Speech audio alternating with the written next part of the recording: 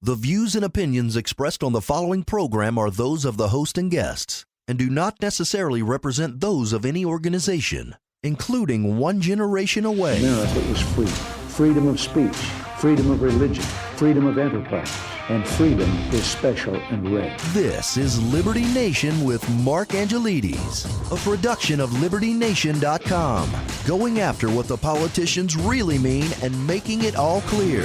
For your freedom and your liberty. Liberty Nation with Mark Angelides.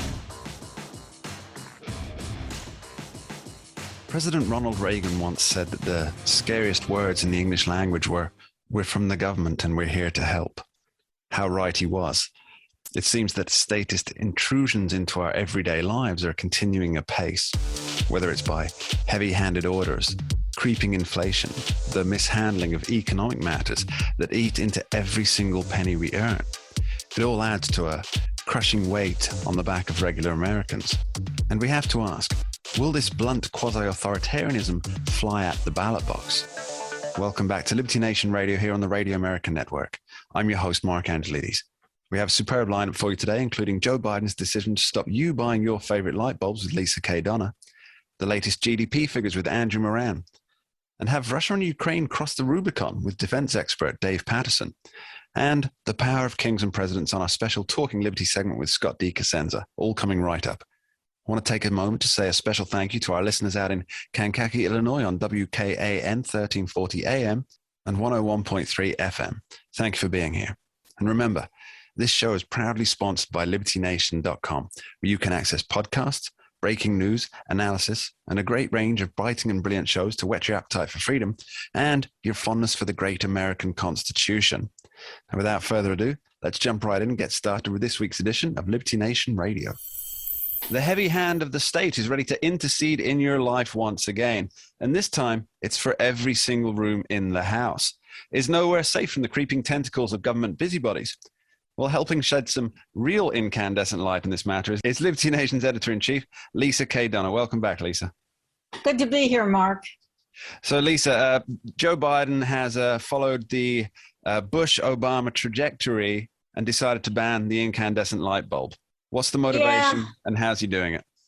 Well, you know, Mark, this has been a long time coming. There was a battle and Trump actually pushed back and stalled it for a while, just as he did on the showerhead affair. But proper showers for Americans. What a campaign slogan. Yeah, exactly. And lights.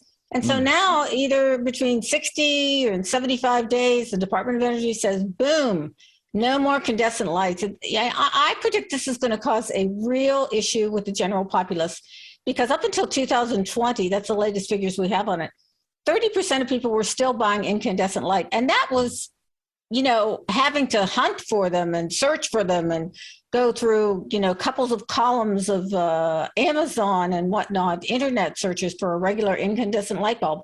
And why? Why are people searching for the incandescent, old-fashioned Thomas Edison, at least Americans say Thomas Edison, we can argue about that later, light bulb, you know, because they like it. And why wouldn't they? The light quality is so much better. It feels nicer on the eyes.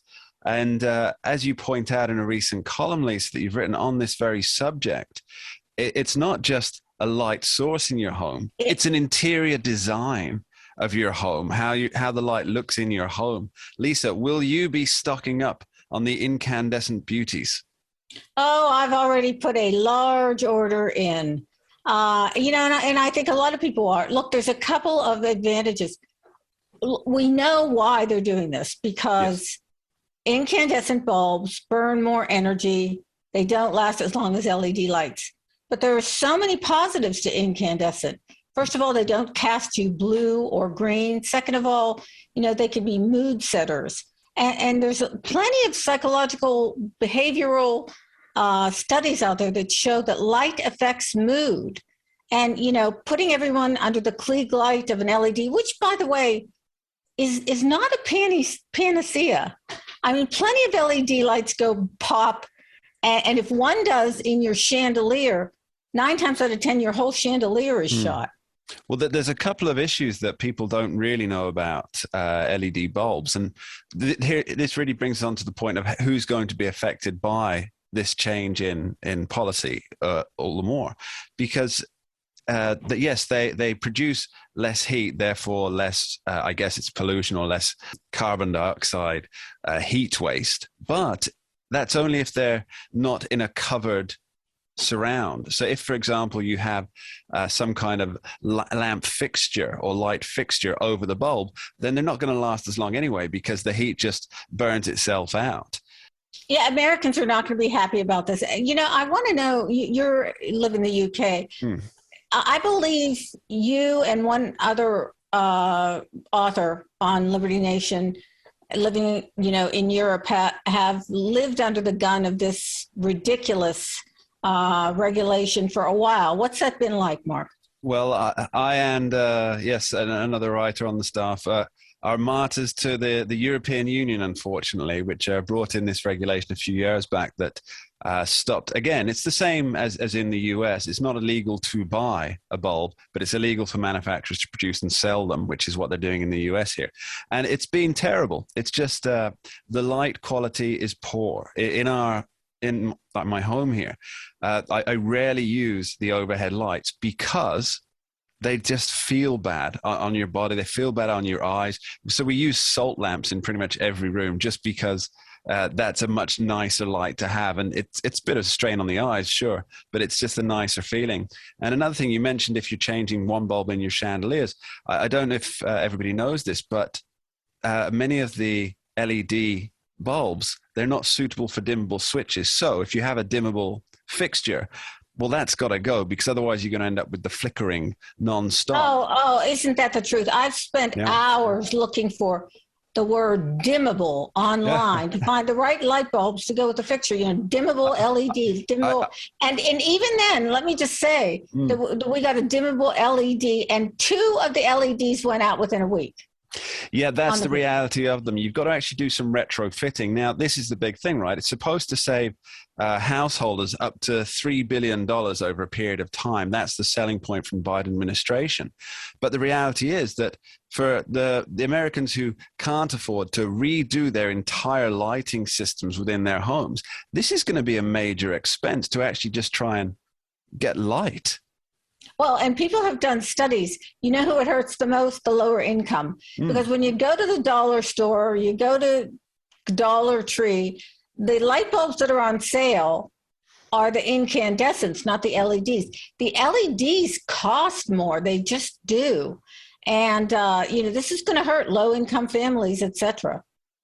Yeah, I mean, there's a little bit of history on this. Is that I believe it started under G.W. Bush in 2007. He tried to get it up and running by 2012 when Obama, the position got up and running by 2012, and then Obama, he pushed it as well.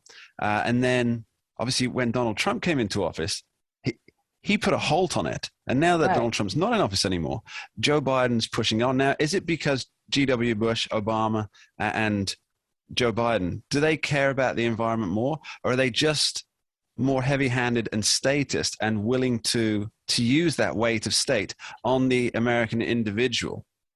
Well, they worship at the altar of the government. And I think Americans can be a contrary lot.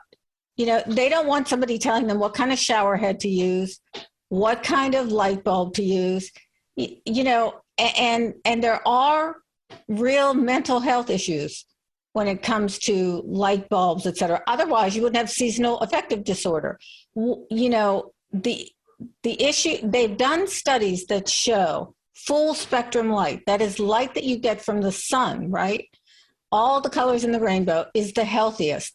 If you take the population and they only have access to 1 or 2 colors of light in LEDs, that could seriously affect the emotions and the mood and the tenor of the population.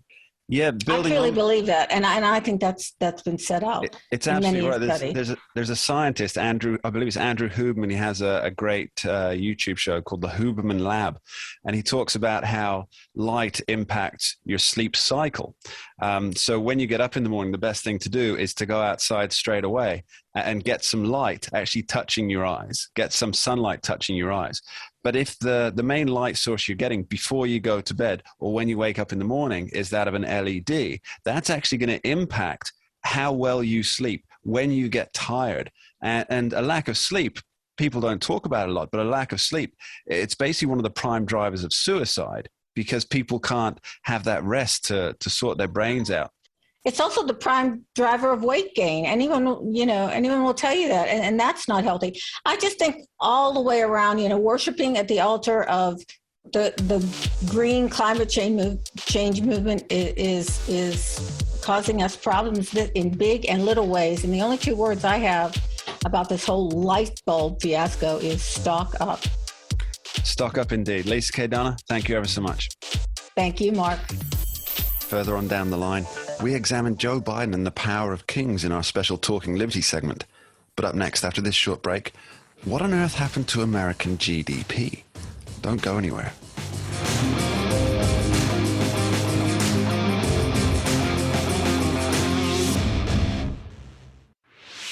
For your freedom and your liberty. Liberty Nation with Mark Angelides. Well, the latest GDP first quarter figures are out for the United States, and it doesn't look so great. But fortunately, we're joined by Liberty Nation's economics affairs correspondent and guru on all things economics, Mr. Andrew Moran, to help us see what works and what doesn't in this new Bidenomics economy. Welcome back to the show, Andrew. Thank you for having me. So tell me, what's the latest GDP figures? Yeah, so this was astounding because everyone expected at the bare minimum an expansion in the GDP of around the Atlanta Fed Bank had it penciled in at 0.4%. This number that came out on the morning of April 28th, negative 1.4%. This is the first contraction of the economy since the second quarter of 2020, and it took everyone by surprise. No one, I think, the number I saw of the 70 analysts that provided their projections, only 5 of them expected a decline. What's interesting there is you say from the third quarter of 2020, that was in the peak of the pandemic. Yes. And so we expect a contraction in GDP for that period. But now we're out of the pandemic. The restrictions have been lifted and we've still got a contraction. Does that mean that the economy is essentially an utter mess?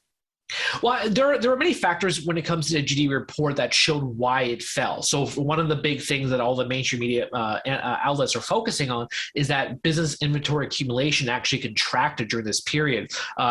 If you read one of my articles earlier this year on Liberty Nation, I talked about the reason why the fourth quarter growth was the best since 1984 was because of business inventory accumulations. A lot of companies were stocking ahead of the holiday season, so you had dramatic growth. Now, fast forward a quarter, and as I expected, these numbers were going to decline, and that's what contributed to the recessionary GDP in the first quarter. Other things too, federal, state, and local government spending declined. That took a dip.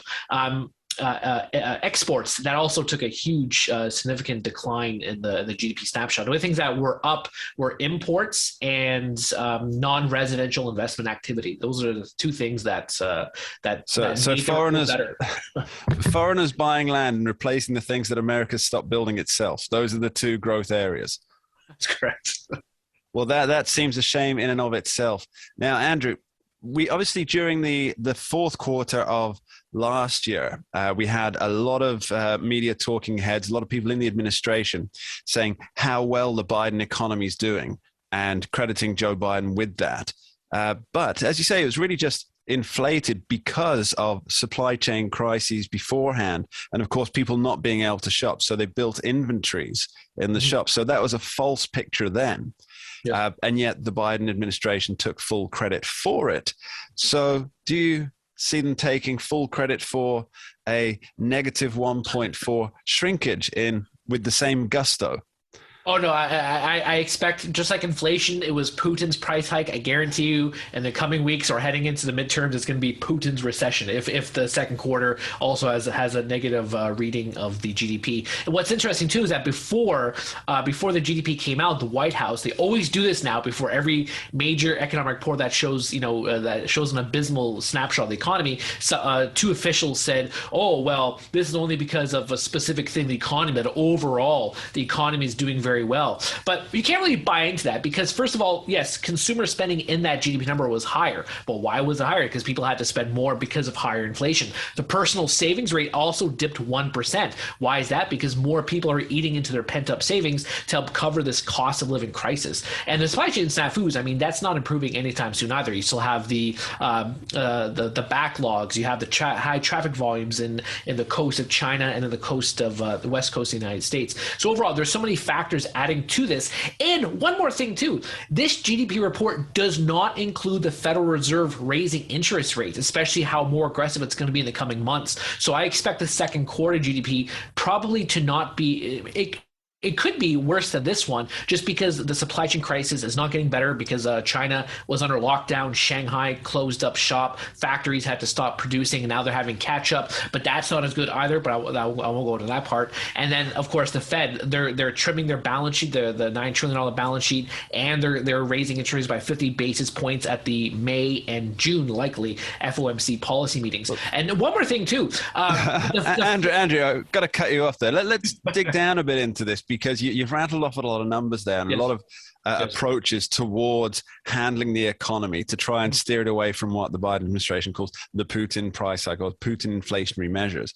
But we heard Chuck Schumer, the majority Senate leader, the other day say that the way to get out of this inflationary mess was to raise taxes. What's your analysis on that? But see, no, that's not the way. It's not the way to do it. Here's how you trim inflation. You stop printing money. You cut federal spending, and there you go. That's how you can help lower inflation. So, Andrew, you've said a lot of naughty words today, like the federal government cutting back on spending. My goodness, you're going to put people into paroxysms here. Now, I also heard you mention another dirty word at least twice so far during this chat, and that's the R word, the recession word. Now, a lot of people will be saying that this is not a technical recession that we're headed towards. There's not a recession that we're headed towards. And we're also going to hear people calling out that we are headed full steam ahead to a recession. Now, could you just give us the technical indicators of a recession? Well, the main definition of a recession is 2 straight quarters of negative growth. So if the second quarter shows, let's say, negative 0.9%, that's a technical recession. So the U.S. would be in a recession. If you look at a lot of market analysts say, I mean, the big thing is that stagflation is the more likely outcome. And then when we talk to other analysts, as I've done in recent weeks, they call it a growth recession, whereby, there would be growth, but it wouldn't match long-term averages of at least 1.5%. You and I have talked about this word, growth recession, before, yeah. Andrew. It's similar to empty calories, as in it's almost an oxymoron in itself. Could you give us a little more detail on a growth recession? Because we are going to be hearing that term a huge amount, because it's a lot nicer than just saying we're in a recession. Well, it's funny. I've been writing about economics for a decade, and I studied at Mises Institute economics, and I've never heard that term before, growth recession. But it's from what I've learned from this market analyst is that a growth recession is when the economy grows below the long-term average of 1.5%. Now that happened a lot under the Obama years. I never heard that term either. Well, I'm sure the government will find a way to spend their way out of it with your money. Andrew Moran, thank you very much. Thank you for having me. You're listening to Liberty Nation Radio, heard across the Radio America network from our flagship station in the nation's capital, WWRC in Washington, D.C. And remember, you can tune in for Liberty Nation on KNTR 106.3 FM out of Lake Havasu City, Arizona. Later on the show, we discuss the power of presidents and kings in talking liberty. But up next, we ask if Russia and Ukraine have crossed their own personal Rubicons. Don't touch that dial. America was free. freedom of speech, freedom of religion, freedom of enterprise, and freedom is special and rare. This is Liberty Nation with Mark Angelides, a production of LibertyNation.com, going after what the politicians really mean and making it all clear for your freedom and your liberty. Liberty Nation with Mark Angelides. As the war between Russia and Ukraine continues, it seems that both sides are on the brink of crossing their very own personal Rubicons. Now, what does this mean in practice, and where does it leave the United States? To help us figure out the facts, we're joined once again by former Deputy Undersecretary of Defense Controller, Dave Patterson. Thanks for being here, Dave. Thank you, Mark. Happy to be with you. So, Dave, Russia has recently cut off gas supplies to Poland and Bulgaria. Now, is this a final step or a first step for the Kremlin? And what kind of response do we predict from this move? Well, I think by virtue of chronology, it's one of the first steps that they've taken to respond to the amount of support that has been flowing into to the Ukraine. I think that should have been expected. I mean, when you consider the fact that most of the world is lined up against Russia, 40 countries participated yesterday or the day before in meetings to determine whether or not they would and how much they would provide in terms of support, both financial, humanitarian, and military. So the world is kind of lining up on one side, and Russia is kind of out of options in terms of exerting pressure. And the cutting off of the gas to Poland and Bulgaria is probably a step of desperation in terms of showing their position in the world. Well, it seems to me that the only thing stopping the further escalation by the West is that Putin, specifically for Europe, I mean here, that Putin could literally just cut off the energy supplies to the entire of the European Union area. And now that he's done it to at least two countries, is there anything really holding the Western alliance back from I think that, new levels of sanctions, etc.? No, I mean, there never actually was. I mean, it was just a figment of their imagination that they were somewhat conservative in how they were approaching Russia. But consider this, that the EU has drawn up a draft of what they were going to do anyway by banning Russian oil products. So this isn't a surprise to them. And Bulgaria and Poland have said publicly that they have a significant amount of storage of fuel and liquefied natural gas, and currently it's not a problem for them. There are plenty of options that are available. The United States, of course, has a significant amount of liquid natural gas that they can provide, but that's only once the infrastructure's in place, isn't that right? 'Cause there isn't a pipeline as such for now. No, but there are numerous tanker ships that obviously, and vessels that can be put in train to carry the gas to Europe. Now, if America has these supplies, which clearly she does, why is there an energy crisis in the U.S.? Well, that's purely a function of the Biden energy policies that he has, by default or simply neglect, not decided that the United States would be energy independent as it was under President Trump. And consequently, when you're beholden to other countries for your energy, then you look as though you're energy deficient. Yeah, you and I spoke briefly about this before, didn't we? When Donald Trump had actually offered Europe supplies of liquefied natural gas, and for whatever reasons they turned it down. Are they looking back on that decision as somewhat of a faux pas now? I think in the private councils they certainly are, and because they wouldn't be in this position if they had taken President Trump up on that offer.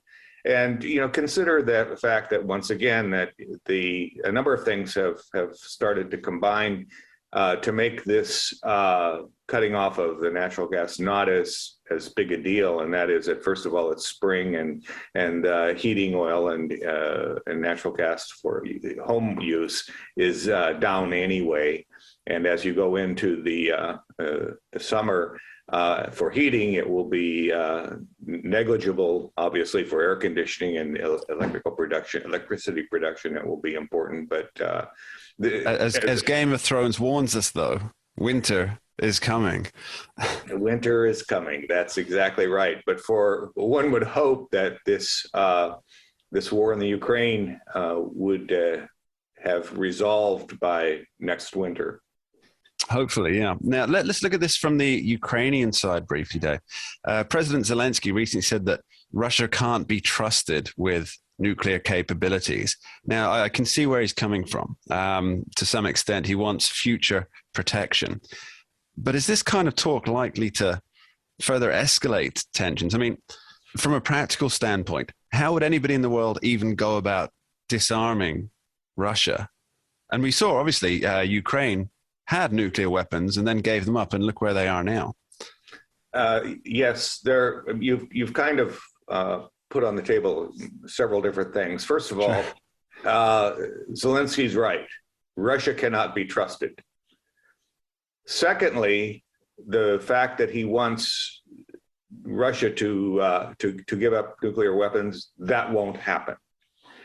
And the third thing that you raised is, yes, the Ukraine was duped back in the early 90s. 94, I believe, yeah. Yes, 94 at the Budapest conference. And when the Western world said, if you'll give up your nuclear weapons that you have the largest stockpile of right now, we will provide you and we will support and guarantee your sovereignty.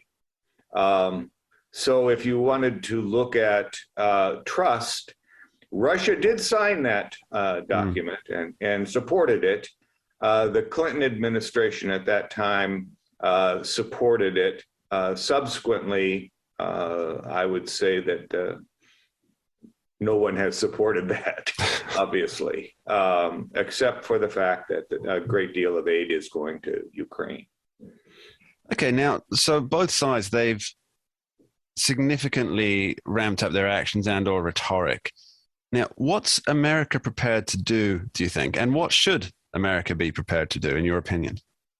Well, I think there are two things. First of all, the United States needs to believe people when they write documents and when they speak publicly.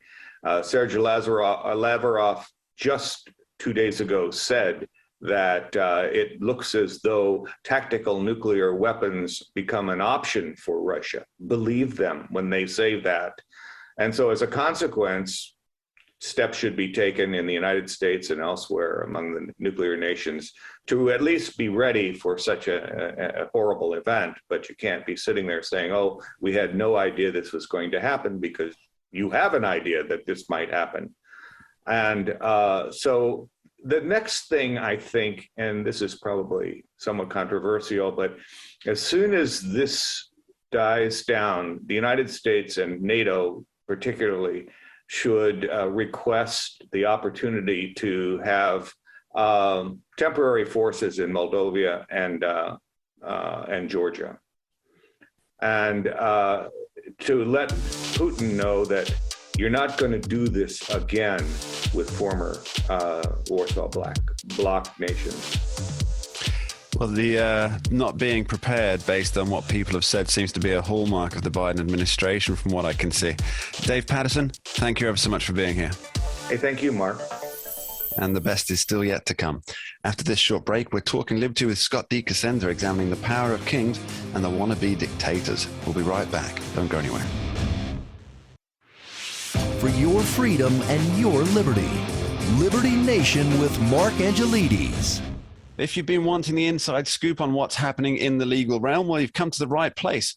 From presidential pardons to the Supreme Court, we have it all. And to help us navigate the murky waters of the swamp, we're once again joined by Liberty Nation's legal affairs editor and host of the most excellent Uprising podcast, Mr. Scott D. Cassandra Esquire. Welcome back to the show, Scott. Thank you so much, Mark. It's great to be here. So the first thing I want to talk about is presidential pardons and commutations. What's happened? Well, President Biden has for the first time used his presidential powers of pardon and commutation. He pardoned 3 people. One who was accused of selling a dossier, I think, a Secret Service dossier. And he was like the first black guy who was ever on the presidential protection detail. And there was some evidence in the record to indicate that some jealousy and racial animosity is why he was charged in the first place. And 2 others who were nonviolent drug offenders. And then he commuted the sentences of dozens of others who were mostly nonviolent drug users. Now, here's something that really struck me with this. Joe Biden has often credited himself, as have the media, with guiding the 1994 crime bill through the Senate, which sought harsher punishments for drug possession. So, well, to be clear, Mark, he was more about claiming credit for that when it was to his political benefit to be tough on crime. In recent years, he has shied away from demanding such authorship credit. Success of many fathers and failure is an orphan. Right. So the people who have received commutations, nonviolent drug offenders, is it fair to say that many nonviolent drug offenders probably wouldn't be still in prison or having such heavy records if Joe Biden hadn't been involved or hadn't pushed one of the persons he pardoned, Mark, as I read her record, I recoiled because I think it was 8 years in prison she did for a first time crack offense. And that disparity in federal law between powdered cocaine and crack cocaine, which animates so much of the criticism against these things, was, put into place by by Sleepy Joe himself. So by then Senator, then Vice President, now President Joe Biden. Yeah. So is it fair to say that really he's just cleaning up his own mess? He locks them up and then he lets them out, I guess. Well, this seems to be the Democratic Party principle, although they are trying to avoid the initial part of that equation at the moment. Yeah. There's another the thing is about the pardon power. Our founders, it's the power of a king, Scott, isn't it? It's the power of a king. Our founders put it into the Constitution for a reason. This isn't some wildly new idea by some legal theorists. Like, they knew that the system would, and this is before we had this wild body of everything being a federal crime, right? This is way back when it was just treason, piracy, and counterfeiting, I think, were the 3 federal crimes. The idea that there would need to be this pressure relief valve and that it should be exercised by the executive goes back to the founding, and it's a good idea when the president uses it. Yeah, I'd say that this being the first round of pardons and commutations, there are obviously likely more to come during his presidency. But I think it's fair to say that this round was possibly the least controversial that we've had in recent years. It doesn't seem to be sparking much in the way of controversy, and that's a good thing. It should be used regularly without controversy rather than what I think we've seen from both Democrat and Republican administrations in the past, which is used more infrequently and with controversy. Yeah, often with the 11th hour before leaving office, getting those favors in. So, so the mask mandates for public transport that was initially booted by a federal judge in Florida last week has now been challenged by the DOJ at the request of the CDC, both of which I think we should point out are under the jurisdiction of the Biden administration. Scott, what's happening? Yeah, well, there's a distinction without a difference there when it comes to the decision making, right? It's Biden. These are political decisions. The only thing I think that's particularly interesting about this, Mark, is that the CDC has not asked for, through the Justice Department, has not asked for an injunction of the lower court order. The district court judge ruled. And what would be very common in this kind of litigation would be that they go to the appellate court and say, stay this decision while we fight about it. And they haven't asked for that. And so it's curious because if the mandate is important, in fact, if it's vital enough to impose on the American people, why isn't it important enough to ask for an injunction of the lower court order that vacates the mandate, right? Well, no administration official has answered that question that I know of to date. Could it be that they're wanting to put the impression out that they are willing to fight for the mandate, but are aware that they're probably going to lose anyway? What I think it's more about is they want a ruling from a higher court that they were right in the first place in their exercise of power, because one thing that the branches often fight about is their power, and they wish to, they don't want to cede any ground in that area. And so while the mandate may be not useful politically for them at this point, the ability to impose other mandates, they don't want to give that up on the legal front. So I think that's probably why. Well, that's actually quite an interesting point, because Dr. Anthony Fauci recently said in response to this, he said that these decisions shouldn't be left to court judges. Courts, absolutely not. No. The courts shouldn't be there to determine the laws that are applied to competent health officials like Dr. Fauci, who are above reproach on these matters, are the ones who should, by fiat, be able to direct all of the Americans. Let's delve into this a little bit, Scott, because for me, I found this just utterly shocking that he would suggest that decisions that impact the lives of so many people shouldn't be subject to judicial review. So could you go into it a little bit for us? Dr. Fauci's madness? Let's call it his reasoning. I don't know that there was any reasoning presented, except for that he thought that his opinions and on how people should live their lives should be given preeminence in law rather than our lawful system of justice, which indicates that judges are capable of ruling on executive actions to determine their validity. It reminds me of the pretty much every communist country that's existed that decides to appoint a board of central planners who make the decisions, and whatever needs to be legal becomes legal because the central planners choose it. And of course, that way, as we've seen in every instance, lies famine and shortages. Your thoughts, Yes, Scott? It does. We know for sure that is the result every single time. And the final topic I want to cover, Scott, just very briefly, is another president. That's President Donald Trump, who's recently been ordered in a contempt of court charge to pay 10,000 smackaroos a day until he complies with producing documents to New York Attorney General Letitia James. What's going on? Well, what's going on is that Donald Trump doesn't like to comply with subpoenas that he doesn't like to comply with, and I guess he's wealthy enough that if it costs him $10K a day for some significant delay, then maybe that's a cost worth doing business for him. He may also hope to have that award reduced on appeal or something like that, but I wouldn't tempt that fate if it were for my pocketbook on the line. Yeah, it seems to me that Letitia James is involved in just about every piece of litigation against Donald Trump that's been happening. And yet, so far, she's come up empty after 4 or 5 years. What's going on?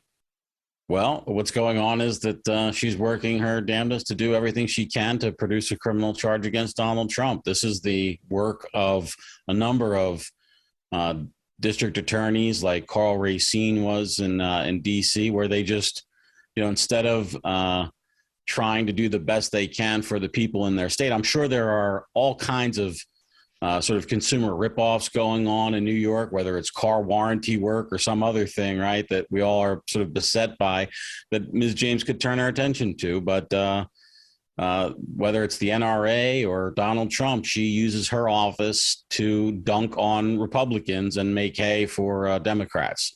To be fair, Mark, she did campaign on those issues as well. So it's not like she's done a 180 when she took in office. She announced that she would corrupt the office when she got into it, and she has corrupted the office while she was there. So promise kept from New York's Attorney General, I think, on that count. A rare promise, no matter how poisonous. Scott D. Cosenza, thank you ever so much.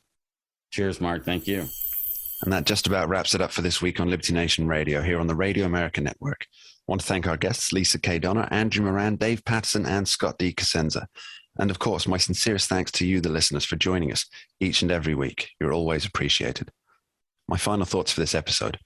When it feels like the very fabric of the world is on the brink of tearing, when we look on aghast at the corruption and ineptitude of the swollen government that seemingly fails at every turn, it's worth remembering the words of Sigmund Freud, who said, quote, "One day, in retrospect, the years of struggle will strike you as the most beautiful," end quote.